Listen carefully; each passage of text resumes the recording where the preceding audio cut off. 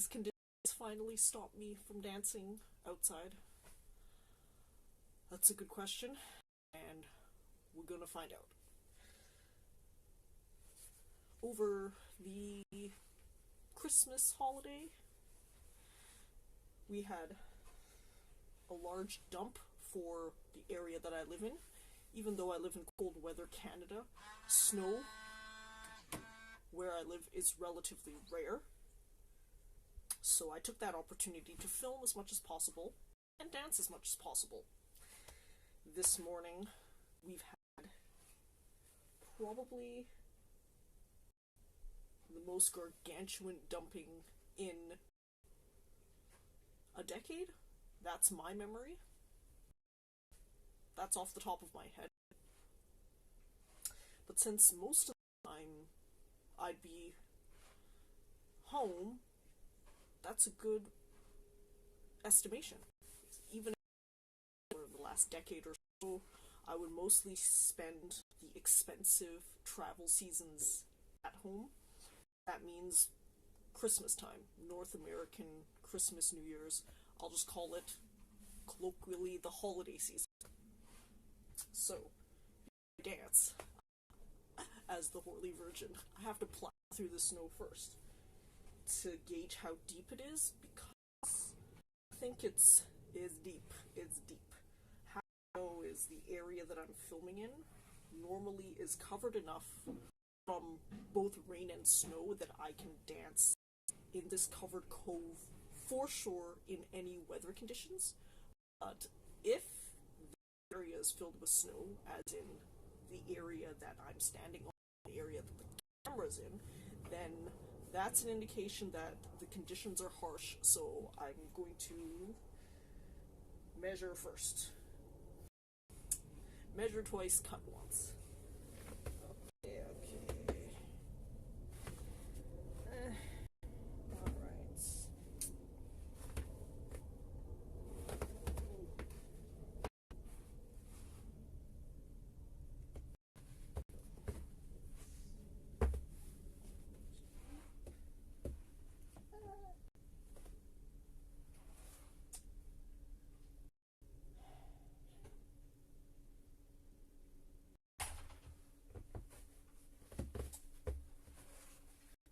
These shoes are a problem. They are too shallow. I mean, I have a pair of boots that fish out of the garage, but that might take too much time.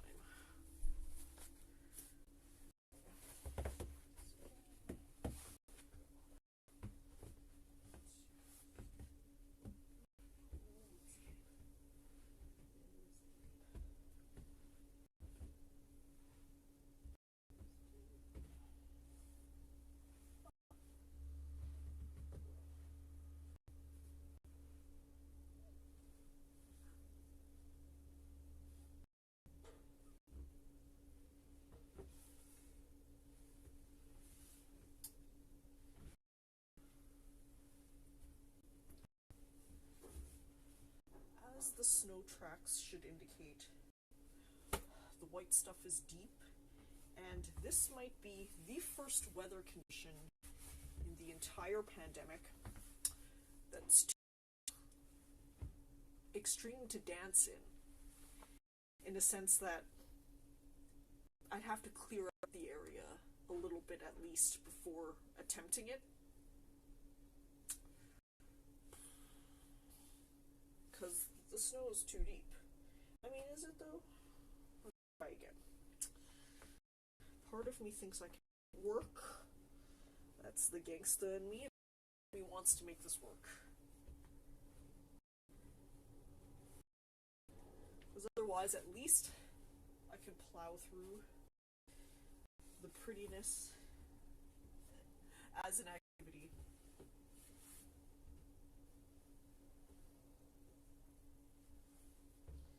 Alright, we gonna do this, we're gonna do it like this. Ooh!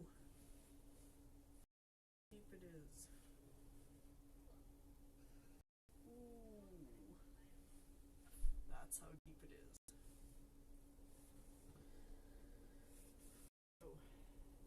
as a gauge. About half a foot's worth of depth, and that is too much to dance in unless I wear proper equipment, which would be boots. So then the question becomes, do I go fish out those boots?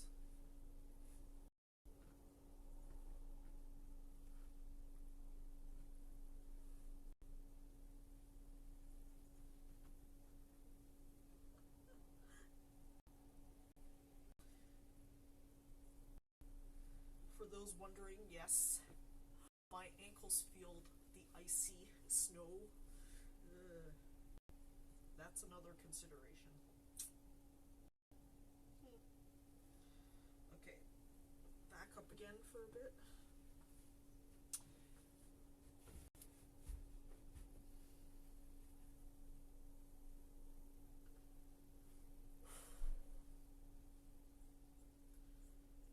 I mean, I could legitimately try one pass and throw down and lose.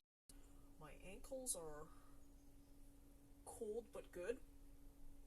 This might be the time to bring up PhD Anna Lembke, Dr. Anna Lembke, and her book, Dopamine Nation. My favorite neuroscientist, Andrew Huberman,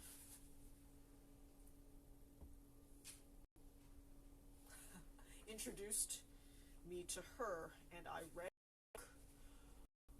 Why her book is relevant is she has an entire chapter on cold therapy and how it helps you be happier, actually. I mean, to be fair, the actual cold temperature is okay. This feels good. I could be out here for as long as I was over the Christmas holiday, but it's really the depth of snow and the snow in the ankle area that would prevent me from actually dancing properly.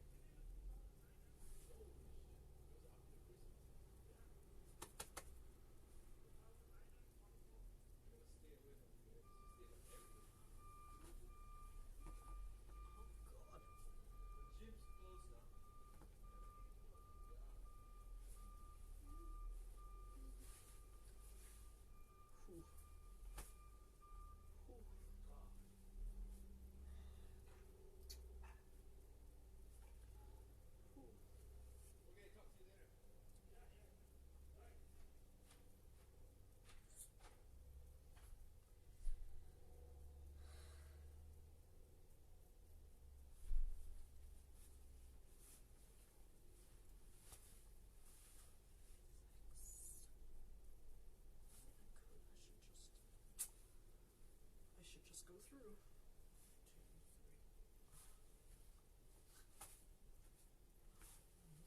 2, 3, 4, 5, 6, 7.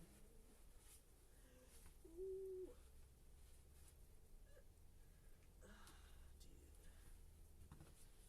Okay. That's cold therapy right there. Ugh.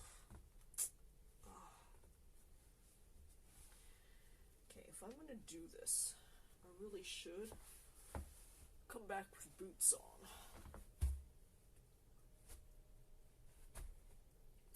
So just as a quick summary of Anna Lembke's Dopamine Nation, the reason why cold therapy helps you be happier is because of the pain-pleasure balance. Pain and pleasure you can conceptualize as being two opposites of a balance. The way the brain works is it always actually wants to keep the balance. So if you have a pleasurable experience, the brain will try to balance that out on the pain side with an equal and opposite reaction, if you will. Obviously, Anna Lembke explains this in much more detail in a way that's explaining the science correctly. I'm just using hand-wavy-ish because I'm trying to explain why I've been outdoors so much despite the cold weather. That means, if we conceptualize our balance here, this is pleasure, this is pain. So if we have our balance and we dip to the side of pleasure, in order to restore balance, we need pain. And that's how this all works. That's actually explained a phenomenon that I experienced in returning from adventure travel often. I call it the post-travel fatigue, blues, depression, whatever you will. And a number of adventure travelers have vlogged about this in depth as well. That now makes sense to me, knowing about the pain-pleasure balance, because if I've adventured in my various forms for several months at a time, which I often do when I'm adventure traveling, when I come back, I'm going to feel it on the pain side in similar ways to probably addicts, where you feel probably close to withdrawal symptoms. How I kept going is I kept going. I just kept booking trips and going on them. That itself is also a feedback loop, because oftentimes anticipation of something good is enough to be pleasurable. But if you understand the seesaw mechanics, then something should become patently obvious. How about if we push down first on the pain side? Can that cause the equal and opposite reaction to the pleasure side? And the answer is, according to the science, yes. Anna Lembke and a number of people, including Andrew Huberman and the famous maker of cold therapy, Wim Hof, have proven that people who expose themselves to the cold will obviously feel the pains of what that is. But if you allow yourself to immerse, you will actually feel the rush of dopamine and endorphins that can accompany a pleasurable experience. So for me, maybe that explains why I've always been attracted to the cold myself. And in any case, regardless of the conditions, I really think that being outside has helped me weather this pandemic storm in general. So nothing's gonna stop me from being outside. In fact, my outside rule is at least hour and a half to 2 on a normal dance day, and half an hour on a rest day. As explained before, I do 3-1-2-1, 3 days on, 1 day off, 2 days on, 1 day off. Although during 2021, I broke that a couple of times to hardcore train for specific events. The first was a fitness challenge that I did high intensity interval training for to win free swag equipment. Second was scuba diving training in my local pool. But now we're back to dance because I've still yet to figure out how the normal adventuring, traveling, extreme sports is going to fit back into my life in this new pandemic world. So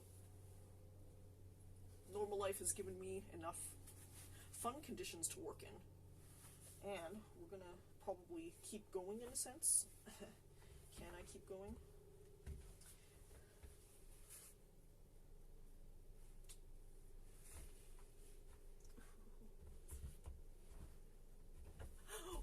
feeling the pleasure from this.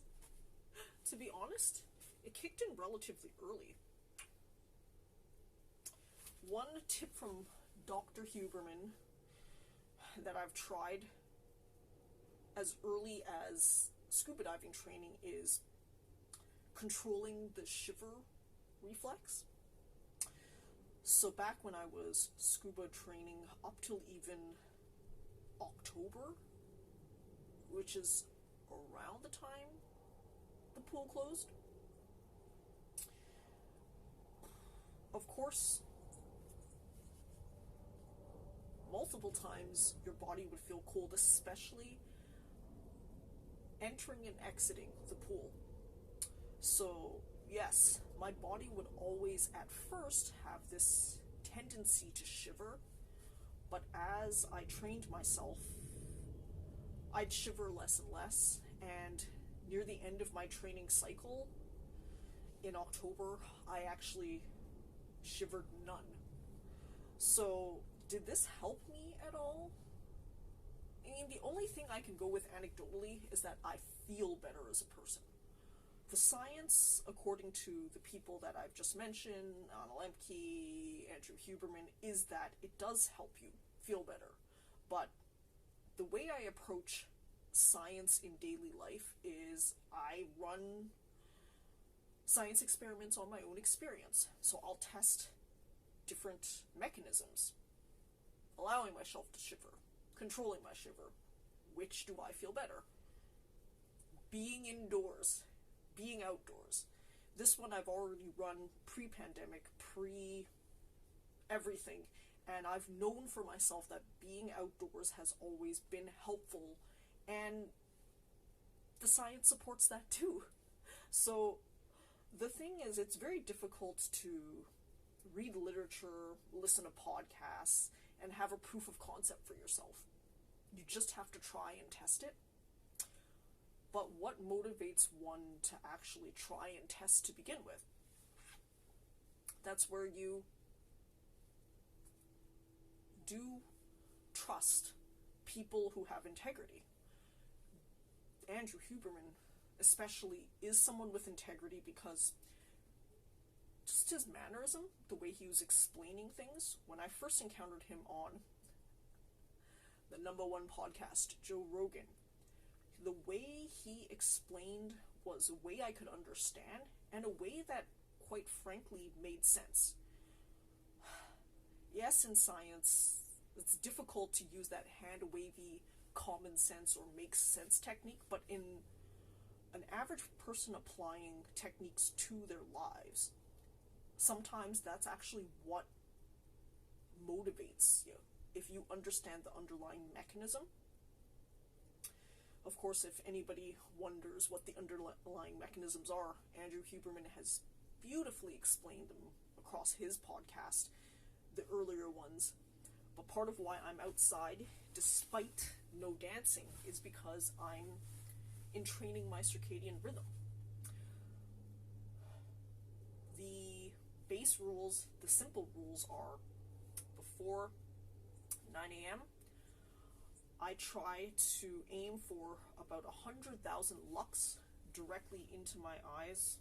Often I'll actually take off my glasses.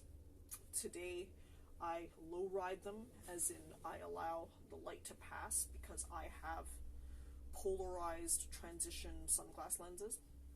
Yes. And then at night, 10 p.m., I close all electronics. Even if I'm listening to something, I'm in pitch dark and in a cold environment to drop my core temperature. These two protocols, morning and night,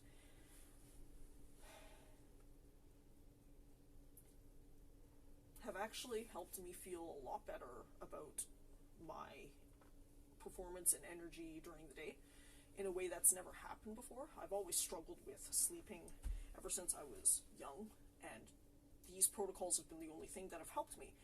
And I do subscribe to Andrew Huberman's philosophy, which is behavioral before drug. The behavioral changes are actually something that you can do for free. before you escalate to anything else. Oftentimes, I've noticed that people escalate to drugs first before even trying the behavior. Of course, after trying the behavioral changes, you can always escalate to drugs afterwards. But to me, the behavioral changes have been enough, so that's why I'm still vlogging right now. Okay. People are gonna accuse me of false advertising now. Where's BLACKPINK's Lisa? Where's the choreography? Where's Cheshir Ha's breaking and tutting to Destiny Rogers' Tomboy? Well, I've tested it from the beginning, and it's hard to do in this snow condition with the clothes I'm wearing right now. But I decided to continue to entrain my circadian rhythm. How are we gonna do this?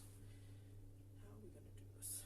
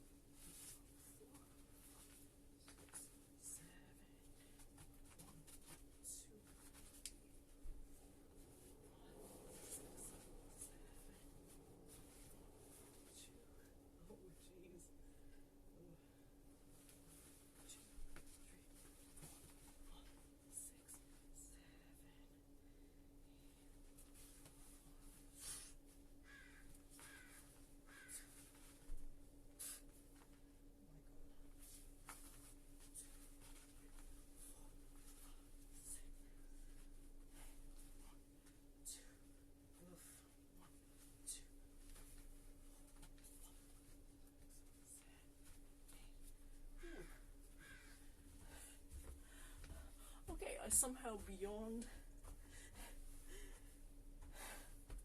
physics, chemistry, and biology, just finished the stand-up dancing portion of the dance. And that actually shows how very little space you need to dance. That's one question that people have complained about consistently. I'd love to dance, but I have too little space. So that's just a demo right there of how little space you truly need. Part of what I like dancing in these challenging environments is because it forces a level of creativity in front of me.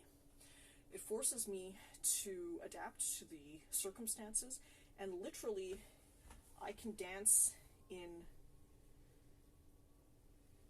a couple square feet, less than a square meter. Whatever that is what I danced in. So, as I suspected, if I wore down the snow a little bit, I could dance, and now I can continue to dance because I've worn out a little patch of studio.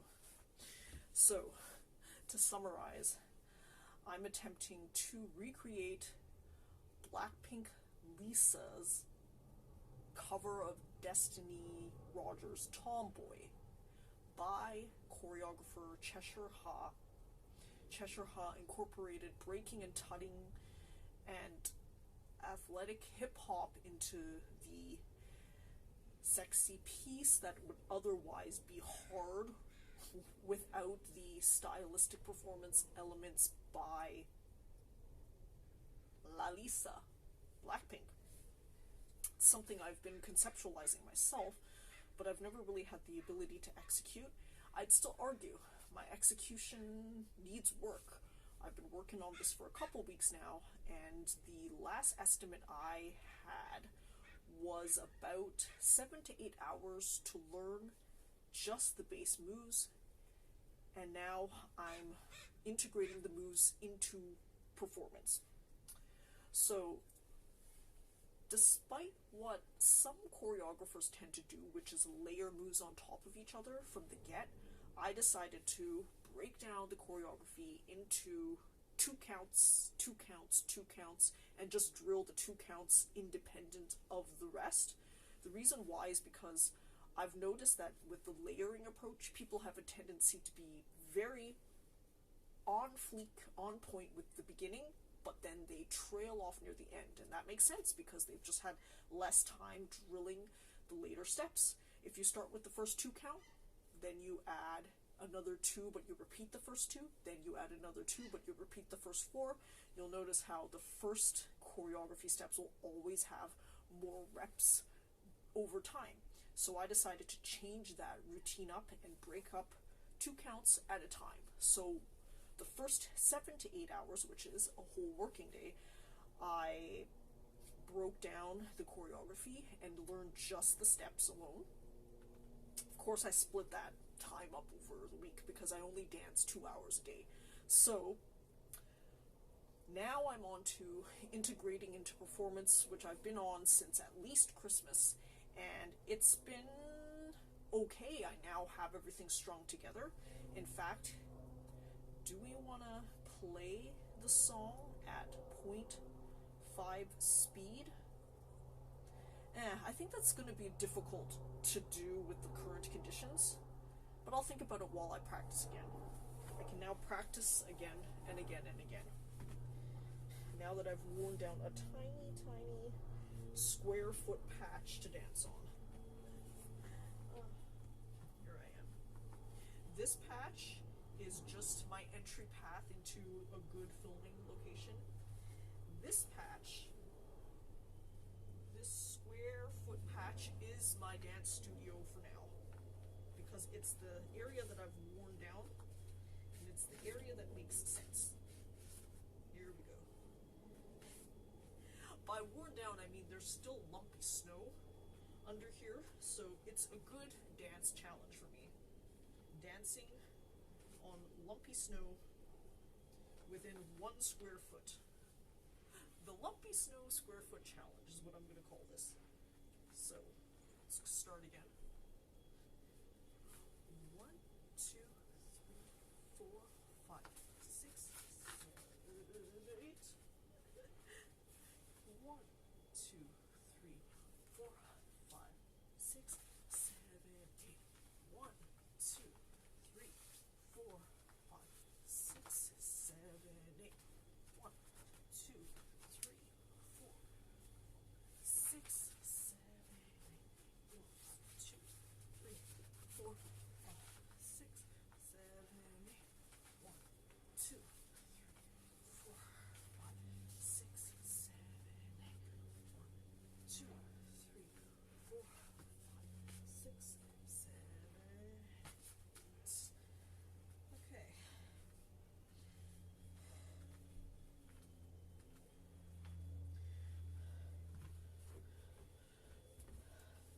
Of course, if I were to have just danced that limited amount in these conditions as my only dance, I would have never progressed anywhere. What I've done is I've danced in front of my mirrored closet indoors, which is a departure from my normal style. I normally try to cater as much dancing as I can outdoors, and I've actually done relatively well literally up to today. Today's the first time where I've realized that a lot of my dance practice is going to have to occur indoors because there's just no way to go full tilt when the environment's like this.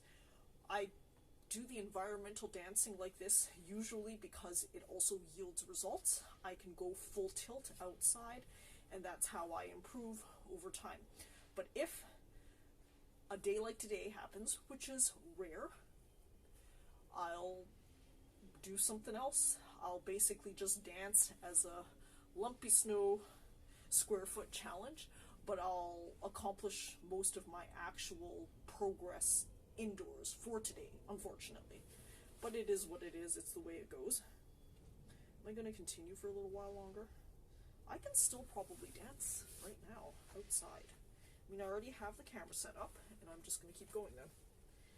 We'll keep going until I feel like stopping.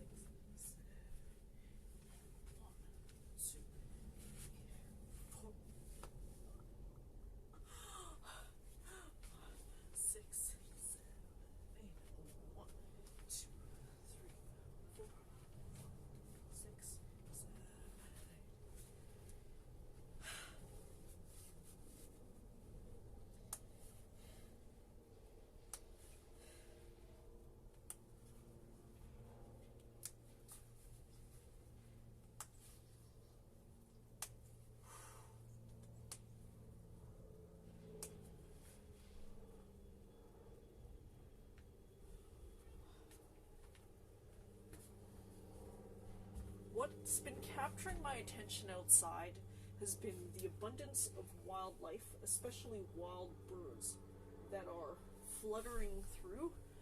They look like a majestic fairy tale. I wish one would fly into frame. In this area where I live, normally the birds are smaller in stature. In fact, I've come across birds that are maybe this big. They're chirping, so I know they're here. Come on, make an appearance. I want you on tape.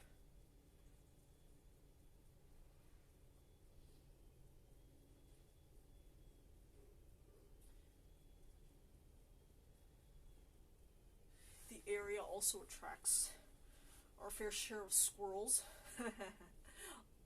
Last year, a squirrel tried to TKO me by throwing a pine cone at my head while it was up on one of these tall trees.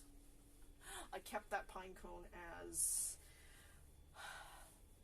a daily adventure, a daily pandemic adventure. I've been trying to find that squirrel again because it's really fucking cute, but I wonder whether it's the same one. I've noticed that outside of my pool area in October, around the end of my training, at the beginning of fall, the squirrel waited outside.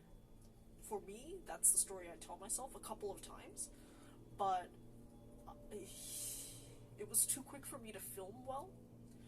As people who have followed my channel will know, I have a proper wildlife rig that includes a 50x optical zoom camera. That's how I captured all of my wildlife on the 7 continents. That's worked out really well for me. In fact, some people have even asked me before, am I a professional primatologist? Am I a biologist? Am I a wildlife photographer, videographer? I'm just an amateur. And I wish I had probably invested more time in honing my skills on the local wildlife, but I have my fair share. I have footage of these squirrels darting about as well as feeding on the neighbors and other people's bird feeders. That's what usually attracts them. So I'm happy in a sense. I never feed them.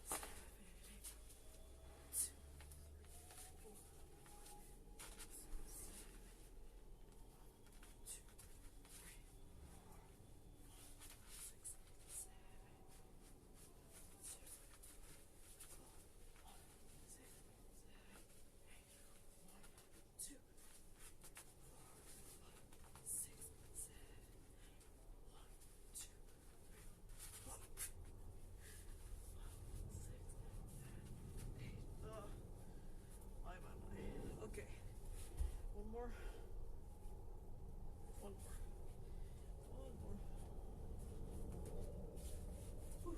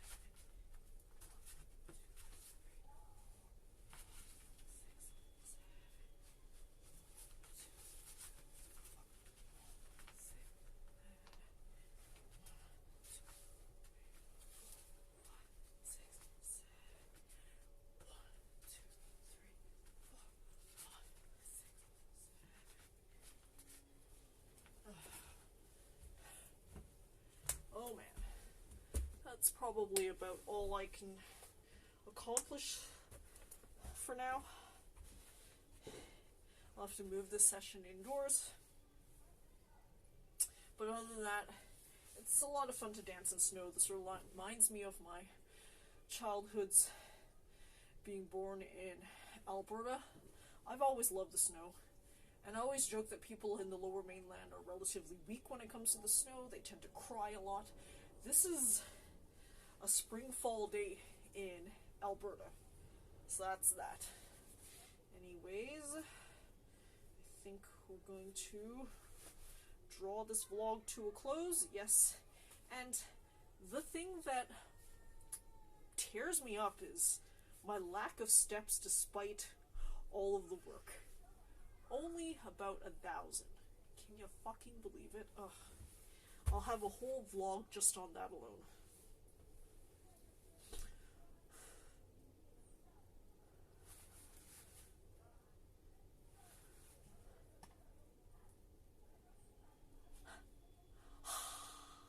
There's how we know this is real.